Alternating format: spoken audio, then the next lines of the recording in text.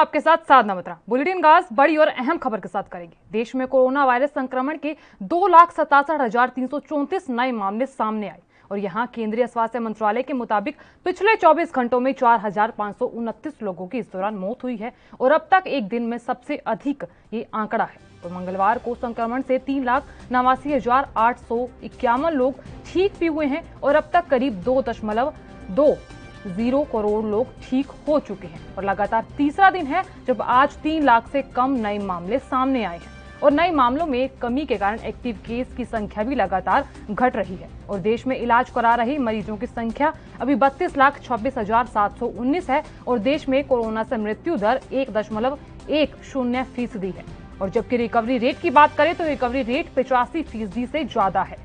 Active case घटकर 13% हो गया है और ऐसे में कोरोना एक्टिव केस मामले में दुनिया में भारत का दूसरा स्थान है। कुल संक्रमितों की संख्या में भारत का दूसरा स्थान बताया जा रहा है और जबकि दुनिया में अमेरिका ब्राजील के बाद सबसे ज्यादा मौत भारत में हुई है। वहीं 18 मई तक देश में 18,58,09,302 वैक्सीन के डोज दिए जा चुके हैं और बीते दिन 13,12,155 टीके लगाए गए हैं और अब तक 32 करोड़ से ज्यादा कोरोना टेस्ट किए जा चुके हैं और बीते दिन 20.08 लोग कोरोना सैंपल टेस्ट करवाए गए हैं और ऐसे में जिसका पॉजिटिविटी रेट 13% से भी ज्यादा है। आपको बता दें देश भर में कोरोना का कहर लगातार बढ़ता ही नजर आ रहा है और ऐसे में संक्रमित मामलों में हालांकि गिरावट आई है, लेकिन उस बीच अगर ताजा मामलों की बात करें तो देश में 2.67 लाख नए मामले सामने आए हैं।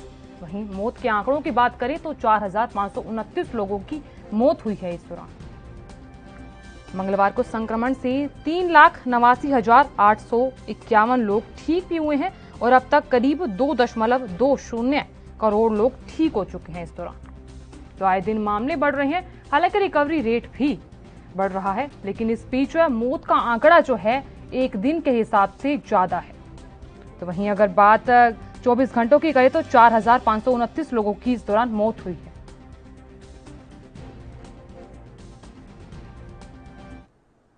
और दिल्ली से हमारे संवाददाता राजीव तिवारी हमारे साथ लाइव जुड़ गए हैं। राजीव तिवारी आपको बताएंगे कि फिलहाल दिल्ली में क्या कुछ स्थिति देखी जा रही है। राजीव, क्या कुछ स्थिति देखी जा रही है? अगर मौजूदा हालातों की बात करें तो जो स्थिति है काफी ज्यादा डरावनी साबित हो रही है। फिलहाल दिल्ली के अस्पतालों की बात करें, मार्केट्स की बात करें तो फिलहाल क्या कुछ स्थिति देखी जा रही है? देखिए बिल्कुल, जिस तरीके से बात करें दिल्ली के अंदर की, तो दिल्ली के अंदर भी लगातार कहीं ना कहीं कोरोना के पेशेंटों की गिनती अभी भी बढ़ रही है, मगर कहीं ना कहीं उसमें कहीं ना कहीं गिरावट भी देखने को मिल रही है क्योंकि जिस तरीके से लॉकडाउन लगाया गया था और लॉकडाउन कहीं ना कहीं अब सफल होता हुआ नजर आ रहा है क्योंकि पिछले कुछ दिनों के अंदर जो देखने को मिला था लगभग 27,000 और 28,000 के करीब आंकड़े आ रहे थे और यानी कि कहीं ना कहीं उसमें कटौती करने की, यानी कि सीधे सीधे कहे तो उस चेन को, कोरोना की चेन को रोकने की कोशिश की जा रही थी दिल्ली सरकार के द्वारा भी और कहीं ना कहीं केंद्र सरकार के द्वारा भी, मगर कहीं ना कहीं जनता ने भी सहयोग दिया और वो कहीं ना कहीं रफ्तार जो थी कोरोना की वो कहीं ना कहीं अब घटती हुई नजर आ रही है और लगभग कह सकते हैं पिछले 24 घंटे के अंदर लगभग 4,500 के करीब आंकड़े आ चुके हैं, मगर मरने वाले की बात करें तो कहीं ना कहीं वो भी अभी 300 के करीब है और कहीं ना कहीं उसमें भी कहीं ना कहीं इजाफा होता नजर आ रहा है, मगर कहीं ना कहीं सरकारें सोच रही है कि जो मरने वाले की संख्या उसमें भी कटौती आए, यानी कि कमी हो और ताकि लोगों को राहत मिल सके। मगर लगातार जिस तरीके से कोशिश की जा रही है उससे लगता है कि दिल्ली सरकार कोशिश जरूर कर रही है और वैक्सीन की जो प्रक्रिया को लेकर भी कहीं ना कहीं दिल्ली सरकार की तरफ से और केंद्र सरकार की तरफ से कहीं ना कहीं आरोप प्रत्यारोप किया जा रहा है क्योंकि दिल्ली सरकार के लिए उनके पास कुछ दिनों की ही वैक्सीन रह गई है और केंद्र सरकार के लिए पर्याप्त वैक्सीन है, मगर देखना होगा कि दोनों के बीच में किस तरीके का तालमेल बनेगा ताकि जनता को राहत मिल सके। जी राजीव, आपसे जानना चाहेंगे कि जैसा कि स्थिति देखी जा रही है वो काफी ज्यादा डरावनी है और ऐसे में मामले भी लगातार बढ़ रहे हैं और उस तरीके से आज दिल्ली के सीएम अरविंद केजरीवाल एक अहम बैठक बुलाई है। क्या लग रहा है कि आगे की रणनीति पर क्या चर्चा की जा सकती है? देखिए बिल्कुल, जिस तरीके से बात लगातार कहीं ना कहीं दिल्ली सरकार कोशिश कर रही थी कि कोरोना की जो रफ्तार है उसको ब्रेक लगाया जा सके और वो ब्रेक लगता हुआ भी नजर आ रहा है, मगर उसी को मद्देनजर देखते हुए दिल्ली के मुख्यमंत्री अरविंद केजरीवाल लगातार कहीं ना कहीं बैठकें कर रहे हैं, अस्पतालों के दौरे किए जा रहे हैं और लगातार कहीं ना कहीं स्थिति को कंट्रोल करने की कोशिश की जा रही है। मगर अब जो बैठक की जाएगी, यानी कि आज जो बैठक की जाएगी उसके अंदर भी कहीं ना कहीं कोरोना की स्थिति को गंभीरता से लिया जाएगा और लगातार कहीं ना कहीं कोशिश की जाएगी अस्पतालों के अंदर सुविधाएं बढ़ाई जाए और जो वैक्सीन की जो प्रक्रिया है यानी कि उसमें भी तेजी लाई लगाई जाए, क्योंकि अभी तक हर तरीके से 45 साल के ऊपर के लोगों के लिए वैक्सीन उपलब्ध है, 18 साल के ऊपर के लोगों के लिए भी कोशिश की जा रही है वैक्सीन मिले, मगर कहीं ना कहीं दिल्ली सरकार और केंद्र सरकार के बीच में तालमेल नहीं बन रहा, जिसकी वजह से कहीं ना कहीं जनता परेशान है। मगर कहीं ना कहीं अभी भी दिल्ली सरकार कोशिश कर रही है कि केंद्र सरकार उनको वैक्सीन दे और ज्यादा से ज्यादा संख्या के अंदर लोगों को लगाई जा सके। मगर देखना है कि दिल्ली सरकार कितनी कारगर होगी और जनता के लिए कब तक वैक्सीन उपलब्ध करवाई जाएगी। जी राजीव, अगर आज से 15 दिन पहले की बात करें तो पहले क्या स्थिति थी और अगर आज की बात करें तो अब क्या स्थिति देखी जा रही है दिल्ली में? देखिए बिल्कुल जिस तरीके से बात करें पिछले 15 दिनों की, तो पिछले 15 दिनों के अंदर बिल्कुल भयावह स्थिति थी, क्योंकि दिल्ली के अंदर अस्पतालों के अंदर लोगों को जगह नहीं मिल रही थी, बेड नहीं मिल रहे थे, यहाँ तक कि ऑक्सीजन के लिए कहीं ना कहीं लोगों को धक्के खाने पड़ रहे थे और लगातार कहीं ना कहीं एक सिलेंडर को लेकर इधर से उधर, उधर से इधर कहीं ना कहीं गैस भरवाने के चक्कर में लगे हुए थे। मगर कहीं ना कहीं अब जो बात करें 15 दिनों के बाद की, यानी कि आज की मौजूदा बात करें, तो कहीं ना कहीं उसमें जरूर गिरावट आई है और कहीं ना कहीं अस्पतालों के बाहर जो मरीज थे अब वो नहीं है और लगातार अस्पतालों के अंदर जगह मिल रही है और सीधे सीधे कहें तो आईसीयू बेड भी कहीं ना कहीं लोगों को मिलते हुए नजर आ रहे हैं और नॉर्मल बेड जो है जो वो भी मिलते नजर आ रहे हैं। मगर कहीं ना कहीं अभी भी थोड़ी बहुत दिक्कतें जरूर बनी हुई है और दिल्ली सरकार इसके लिए भी जनता से सहयोग मांगती नजर आ रही है कि जनता सहयोग करे ताकि जो कोरोना की रफ्तार है उसमें और ज्यादा गिरावट आ सके। जी राजीव, जैसा कि आप जानते हैं कि एक तरफ तो कोरोना वायरस का कहर और दूसरी तरफ अब ब्लैक फंगस के मामले भी सामने आ रहे हैं, क्या लग रहा है कि अब तैयारियां तेज की जाएं इसके लिए? देखिए बिल्कुल सही कहा आपने। यहाँ पर बात करें कोरोना की, तो कोरोना के लिए कहीं ना कहीं दिल्ली सरकार कोशिश कर रही थी, मगर देरी से ही करी थी, मगर कहीं ना कहीं उसका खामियाजा भी दिल्ली सरकार को भुगतना पड़ा। मगर आप बात करें ब्लैक फंगस की, तो ब्लैक फंगस भी लगातार कहीं ना कहीं अपने पैर पसार रहा है और उसके लिए भी कहीं ना कहीं दिल्ली सरकार निरंतर कोशिश कर रही है। मगर बात करें अस्पताल विभाग की, यानी कि स्वास्थ्य विभाग की, तो कहीं ना कहीं उसके अंदर भी कहीं ना कहीं तेजी लाई जा रही है और लगातार कोशिश की जा रही है कि ब्लैक फंगस को भी रोका जा सके। मगर देखना है कि कोरोना की रफ्तार और ब्लैक फंगस दोनों ही स्थितियों को कंट्रोल करने के लिए दिल्ली सरकार किस तरीके से काम करेगी और केंद्र सरकार के साथ किस तरीके से मिलकर रणनीति बनाई जाएगी ताकि आगे की जो थर्ड स्पेस है, यानी कि कोरोना की जो तीसरी लहर है जिससे बच्चों को घातक बताया जा रहा है, कहीं ना कहीं उसको रोकने के लिए दिल्ली सरकार और केंद्र सरकार कितने बड़े कदम उठाएगी। जी राजीव, जैसा कि आप जानते हैं कि लगातार मामले बढ़ रहे हैं और आए दिन जो ये है मौत की रिकवरी के रेट भी बढ़ रहे हैं, और लेकिन यहाँ बात अब बड़ा सवाल तो ये उठता है कि अब अगर मौत के आंकड़े अगर ऐसे ही बढ़ते रहे तो आखिर कब तक ये स्थिति काबू में आएगी? देखिए बिल्कुल सही कहा आपने। पहले तो ये समझ लें कि जिस तरीके से मौतों के आंकड़े बढ़ रहे हैं उससे कहीं ना कहीं कोरोना की जो रफ्तार है अभी उसमें गिरावट जरूरी है, मगर इतनी बड़ी गिरावट भी नहीं है कि हम उसको उपलब्धि मान लें कि ये कहें कि कोरोना वायरस खत्म हो चुका है। मगर कहीं ना कहीं दिक्कतें जरूर है, मगर अभी भी कहीं ना कहीं दिल्ली सरकार कोशिश कर रही है, मगर वो कोशिश धरातल पर अभी इतनी बड़ी कारगर उपलब्धि हासिल नहीं कर पा रही है जिससे कहीं ना कहीं लगे कि कोरोना वायरस जो है अभी खत्म होगा। मगर कहीं ना कहीं स्थिति जरूर बिगड़ती नजर आ रही है और उसको संभालने के लिए दिल्ली सरकार और केंद्र सरकार की तरफ से दोनों की तरफ से सहयोग मिलता नजर आ रहा है, मगर कहीं ना कहीं जो तालमेल की कमी है वो जरूर इसमें देखने को मिल रही है। जी जैसे कि मामले भी सामने आ रहे हैं और उस बीच अब एक केंद्र सरकार ने नई गाइडलाइन जारी की है कि कोरोना के इलाज के चलते प्लाज्मा थेरेपी हटा दी जाएगी, तो फिलहाल क्या कुछ अपडेट है? देखिए बिल्कुल ताई, जिस तरीके से बात करें केंद्र सरकार की, तो केंद्र सरकार ने बिल्कुल कहा है कि कोरोना की स्थिति को कंट्रोल करने के लिए जो प्लाज्मा थेरेपी थी उसको हटा दिया जाएगा और वैक्सीन की जो प्रक्रिया है या फिर कहें डीआरडीए की जो टैबलेट आई है उसके लिए भी कहीं ना कहीं कोशिश की जाएगी कि जनता को वो भी मिले जल्दी जल्दी। और इसीलिए कहीं ना कहीं अब भारत की 3 वैक्सीन हो चुकी है, 2 वैक्सीन हो चुकी है, एक डीआरडीए की जो टैबलेट है वो भी हो चुकी है और यहाँ तक कि रूस की जो सफेद की वैक्सीन है वो भी अब इंडिया के अंदर उपलब्ध कराई जा रही है और यहाँ तक कि और देशों से भी कहीं ना कहीं मदद मिल रही है। तो कहीं ना कहीं साथ जा रही है, स्थिति को कंट्रोल करने की कोशिश जरूर की जा रही है, मगर तीसरी स्टेज के लिए यानी कोरोना की तीसरी लहर के लिए केंद्र सरकार और दिल्ली सरकार किस तरीके का सहयोग करेंगे एक दूसरे को या फिर इसी। चलिए राजीव, बहुत बहुत शुक्रिया तमाम जानकारी देने के लिए और जानकारी साझा करने के लिए। आगे भी आपसे जानकारी लेते रहेंगे। तो बता दें आपको कि देश में कोरोना वायरस संक्रमण के 2,67,334 नए मामले सामने आए हैं और लगातार दिल्ली में संक्रमण की दर भी घट रही है और ऐसे में मामले भी बढ़ रहे हैं। तो यहाँ अगर मौत के आंकड़ों की बात करें तो 4,529 लोगों की इस दौरान मौत भी हुई है। तो लगातार मामले बढ़ रहे हैं, कोरोना का कहर भी लगातार बढ़ता ही नजर आ रहा है। दूसरी लहर का कहर अब बढ़ता नजर आ रहा है। तो ऐसे में 2,67,000 नए मामले सामने आए हैं और मौत के आंकड़ों की बात करें तो 4,529 लोगों की मौत भी हुई है। हालांकि रिकवरी रेट की बात करें तो रिकवरी रेट भी बढ़ रहा है, लेकिन इस बीच ब्लैक फंगस ने भी अपनी दस्तक दे दी है। अब देखना यह है कि कब तक रिकवरी रेट ज्यादा होगा और कब तक मामलों में गिरावट आएगी।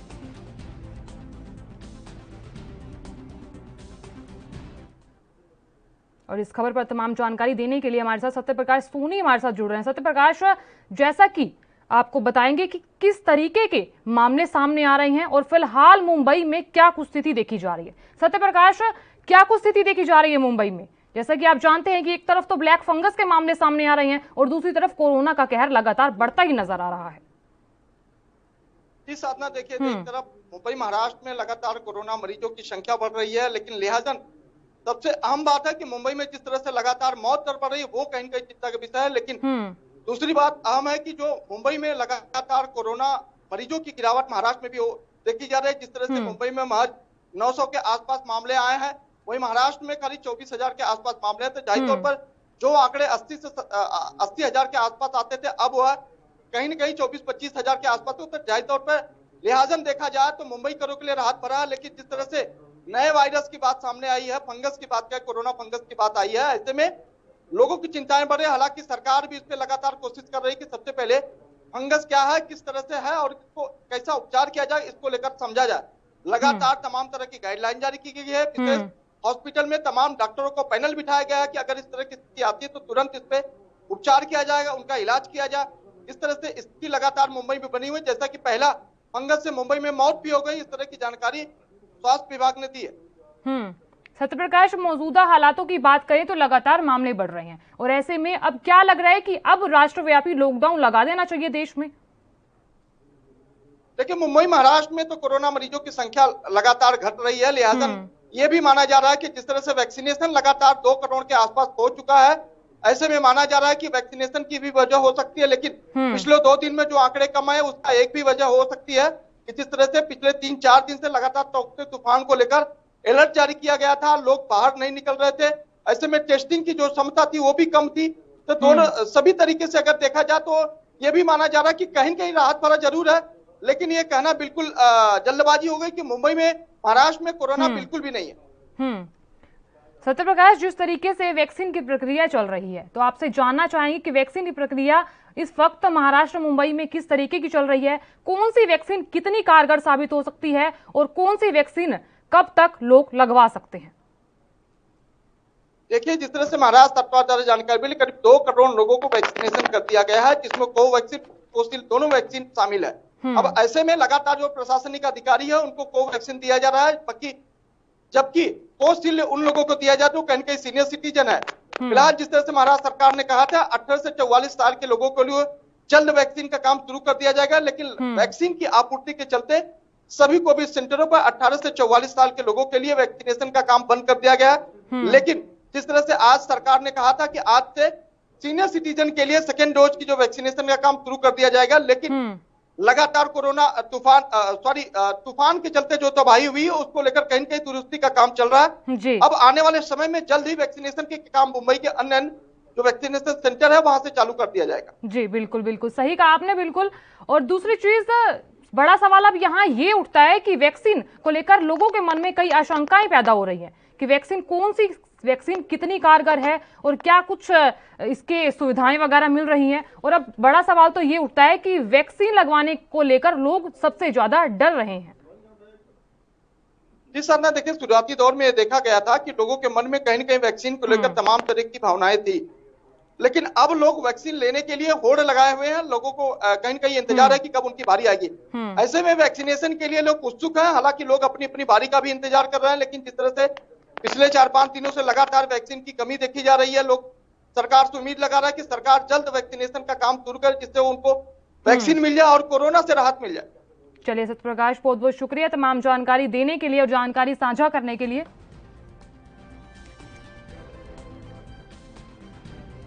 तो लगातार मामले बढ़ रहे हैं, हालांकि दिल्ली और मुंबई की क्या स्थिति है तो हमारे दोनों ही संवाददाता ने आपको बताया कि किस तरह की स्थिति दिल्ली और मुंबई में देखी जा रही है।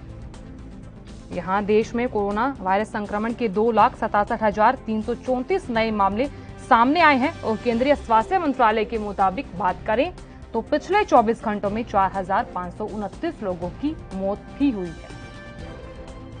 तो अब तक अगर 18 मई तक देश भर की बात करें तो देश भर में 18 करोड़ 13,58,09,302 वैक्सीन के डोज दिए जा चुके हैं। तो वहीं बीते दिन 13,12,155 टीके लगाए गए हैं और हालांकि अब तक 32 करोड़ से ज्यादा कोरोना टेस्ट लोगों की किए जा चुके हैं। तो बीते दिन की बात करें तो 20.08 लाख कोरोना सैंपल टेस्ट किए गए हैं, जिसका पॉजिटिव रेट 13% से भी ज्यादा है। तो बढ़ते कोरोना मामलों को देखते हुए हालांकि लॉकडाउन का ऐलान कर दिया गया है, लेकिन फिर भी मौत का आंकड़ा थमने का नाम ही नहीं ले रहा। हालांकि रिकवरी रेट बढ़ रहा है, लेकिन फिर भी मामले जो हैं लगातार सामने नजर आ रहे हैं और रिकॉर्ड 4,529 लोगों की इस दौरान मौत भी हुई है और नए मामलों की कमी के कारण एक्टिव केसों की संख्या भी लगातार घट रही है और देश में इलाज करा रहे मरीजों की संख्या अभी 32,26,719 है।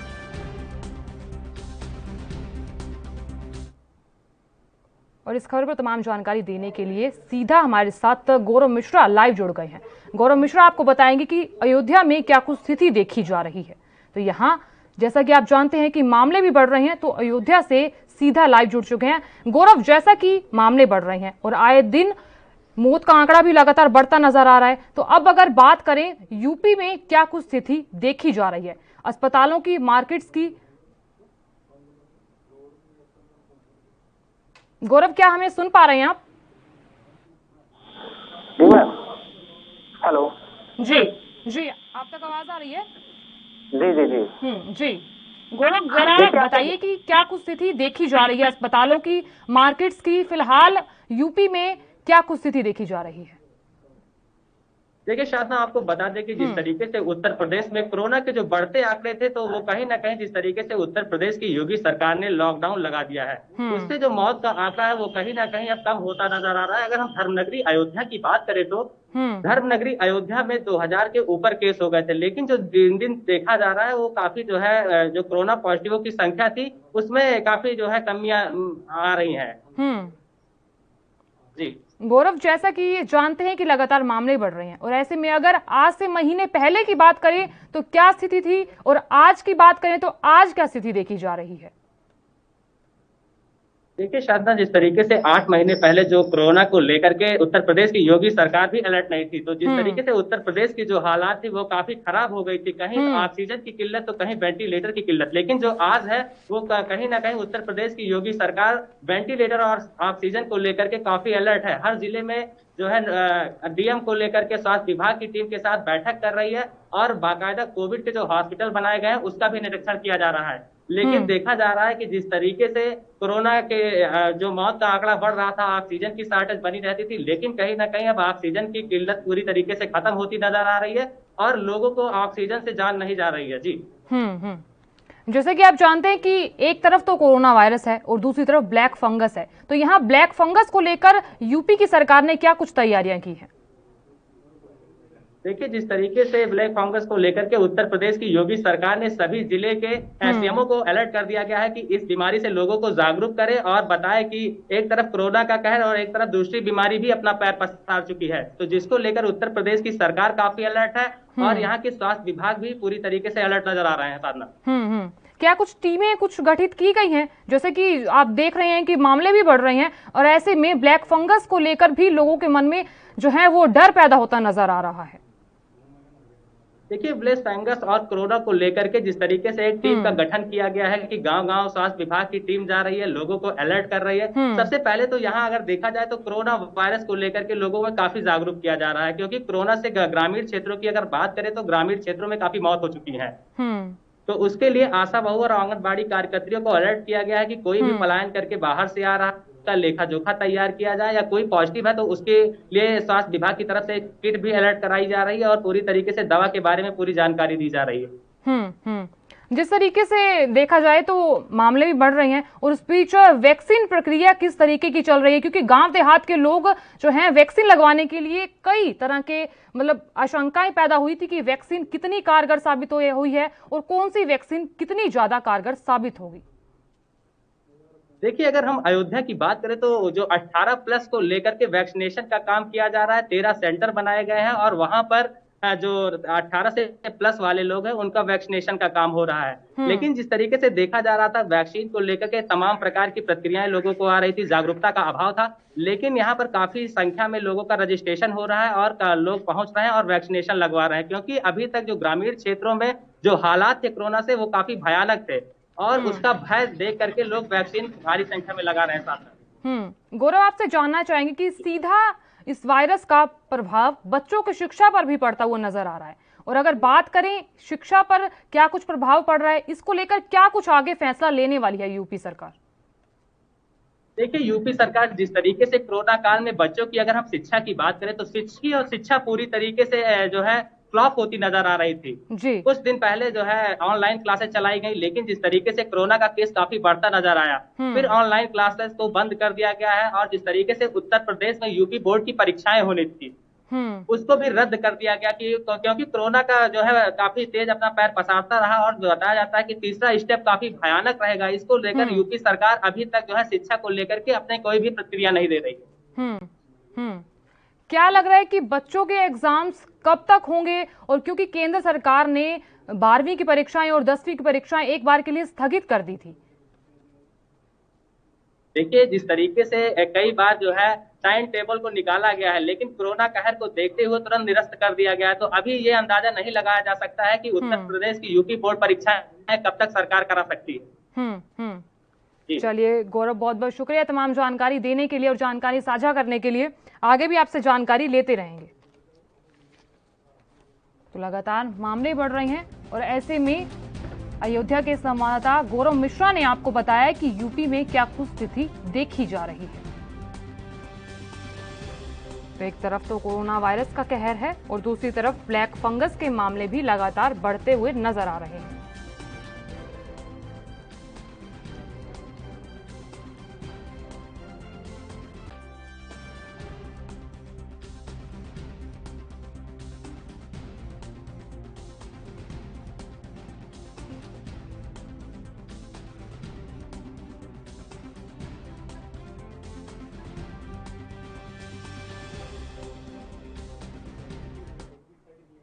सिंगापुर में कोरोना वायरस के कथित नए स्ट्रेन के कहर को देखते हुए दिल्ली के सीएम अरविंद केजरीवाल ने सिंगापुर की सभी फ्लाइट्स रद्द करने की मांग करते हुए मंगलवार को ट्वीट किया कि अब सिंगापुर सरकार ने इसे लेकर कड़ी आपत्ति दर्ज कराई है। इसे लेकर सिंगापुर की सरकार ने भारतीय उच्चायुक्त को भी तलब किया था। तो यहाँ विदेश मंत्रालय के प्रवक्ता और अरिदम बागची ने ट्वीट करते हुए बताया कि सिंगापुर वेरिएंट वाले दिल्ली सीएम के ट्वीट पर कड़ी आपत्ति दर्ज कराने के लिए सिंगापुर सरकार ने आज हमारे उच्चायुक्त को बुलाया है। तो यहाँ ये स्पष्ट किया गया कि दिल्ली सीएम के पास कोविड वेरिएंट या फिर सिविल एविएशन पॉलिसी पर कुछ बोलने की योग्यता नहीं है। अरविंद केजरीवाल के ट्वीट पर सिंगापुर सरकार की आपत्ति जताने के बाद विदेश मंत्री एस जयशंकर को भी सफाई देनी पड़ी। उन्होंने ट्वीट किया कि सिंगापुर और भारत कोविड-19 के खिलाफ लड़ाई में मजबूत भागीदार रहे हैं और यहां एक लॉजिस्टिक्स हब और ऑक्सीजन सप्लायर्स के रूप में हम सिंगापुर की भूमिका की सराहना करते हैं। उन्होंने आगे कहा कि मैं ये स्पष्ट करता हूं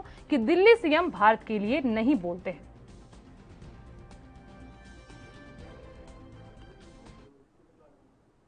राजस्थान में बीजेपी विधायक गौतम लाल मीणा का निधन हो गया है। तो यहाँ कोरोना वायरस से संक्रमित बताए जा रहे हैं। उनकी हालत संक्रमण के कारण बेहद ही ज्यादा खराब थी। गौतम लाल मीणा महाराणा प्रताप भोपाल हॉस्पिटल में भर्ती थे और यहां उन्होंने अंतिम सांस ली। बताया जा रहा है कि गौतम लाल मीणा उदयपुर धरियावद से बीजेपी विधायक थे और सीएम अशोक गहलोत ने मीणा के निधन पर शोक भी व्यक्त किया है। ट्वीट कर उन्होंने कहा कि धरियावद से भाजपा विधायक श्री गौतम लाल मीणा के कोरोना संक्रमण से असामयिक निधन की जानकारी बेहद ही दुखद है। ईश्वर से प्रार्थना है कि शोकाकुल परिजनों, उनके समर्थकों और मित्रों को यह आघात सहने की शक्ति दे और दिवंगत आत्मा को शांति प्रदान करे।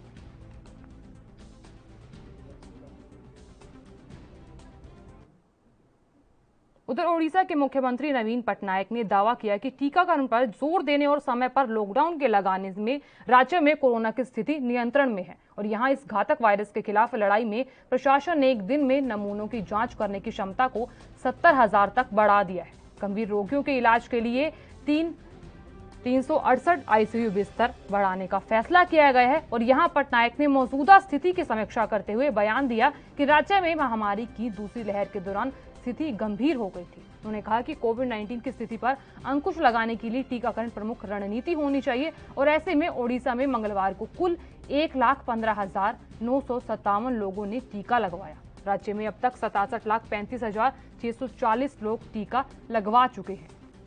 और यहां पटनायक ने घोषणा की है कि राज्य में अब प्लाज्मा थेरेपी नहीं दी जाएगी, यानी कोरोना वायरस की वजह से गंभीर रूप से बीमार मरीजों को प्लाज्मा नहीं चढ़ाया जाएगा।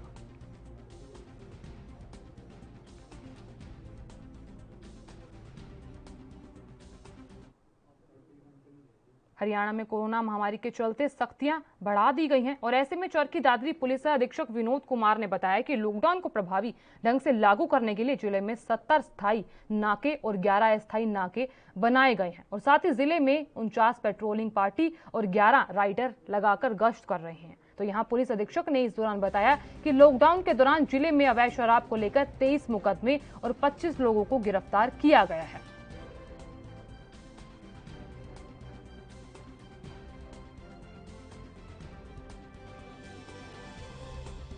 देखिए, इस लॉकडाउन को प्रभावी ढंग से लागू करने के लिए हमने पूरे जिले में 17 तो पुलिस स्थायी नाके हैं, 11 जो मुख्य चौराहों पे हमने जो अस्थायी नाके लगाए हैं, तो टोटल 28 नाके हैं इसमें। 49 पेट्रोलिंग पार्टीज हैं जिसमें सभी डीएसपी, थाना प्रभारी व चौकी इंचार्ज हैं, 19 राइडर हैं, 3 महिला स्कूटी हैं, 5 पीसीआर हैं और उसके अलावा फुट पेट्रोलिंग्स हैं। तो टोटल मिला के 650 जो है मुलाजिम इसमें हमने लगा रखे हैं। और इसके अलावा जो मैं बताऊं, इस लॉकडाउन के दौरान खासतौर से जो अवैध शराब बेचने वाले हैं उनके खिलाफ जो कार्रवाई की गई है पूरे जिले में, उसमें टोटल 23 अभियोग अंकित किए गए हैं, जिनमें से 25 आदमियों को गिरफ्तार किया गया है। टोटल 3,516 बोतलें अंग्रेजी शराब, 1,031 बोतल देसी शराब व 36 बोतल बियर की बरामद की गई है इसमें। और जो कोविड-19 की जो आपदा प्रबंधन की जो गाइडलाइंस उनका उल्लंघन करने पर टोटल 54 मुकदमे इसमें अंकित किए गए हैं, जिनमें 70 आदमी गिरफ्तार किए गए हैं। उधर हरियाणा के पलवल में रेड क्रॉस सोसाइटी और सामाजिक संगठनों के सहयोग से अनाज मंडी और सब्जी मंडी में लोगों को निःशुल्क मास्क वितरित किए गए। यहां सोसाइटी के नोडल अधिकारी महेश मलिक ने बताया कि जिला रेड क्रॉस सोसाइटी की तरफ से लोगों को कोविड-19 के प्रति जागरूक करने के लिए ये जागरूकता अभियान चलाया जा रहा है। अभियान के अंतर्गत पलवल, अनाज मंडी, सब्जी मंडी और भवन कुंड स्थित मंडी में बगैर मास्क घूमने वालों को मास्क वितरित किए गए और साथ ही बिना मास्क घूमने वालों को भी जागरूक किया गया। तो हरियाणा के पलवल में रेड क्रॉस सोसाइटी और सामाजिक संगठनों के सहयोग से अनाज मंडी और सब्जी मंडी में लोगों को निःशुल्क मास्क वितरित किए गए और इस दौरान जागरूकता अभियान भी चलाया गया और लोगों को जागरूक किया गया कि मास्क लगाएं, सामाजिक 2 गज दूरी का इस्तेमाल करें और कोरोना गाइडलाइंस का भी पालन करें। तो यहाँ तस्वीरों में भी आप साफ तौर पर देख सकते हैं कि किस तरह से जागरूकता अभियान चलाया जा रहा है और ऐसे में मास्क भी वितरित किए जा रहे हैं और बिना मास्क घूमने वाले लोगों को मास्क भी वितरित किए गए हैं। तो आपको बता दें कि रेड क्रॉस सोसाइटी के नोडल अधिकारी महेश मलिक ने बताया कि जिला रेड क्रॉस सोसाइटी की तरफ से लोगों को कोविड-19 के प्रति जागरूक करने के लिए ये अभियान चलाया गया है। मास्क वितरण के अंदर हम जगह जगह जाकर लोगों को जागरूक कर रहे हैं। आज पहली जो हमारी ये कड़ी है वो अनाज मंडी पलवल, सब्जी मंडी और भवन कुंड की जो सब्जी मंडी है वहाँ का आज हमने रखा है प्रोग्राम। उसमें हमारी जिला रेड क्रॉस सोसाइटी पलवल के सभी सदस्य और स्वयंसेवी संगठन के सदस्य शामिल हैं। फिलहाल के लिए इतना ही। आप देखते रहिए ANB न्यूज़। नमस्कार।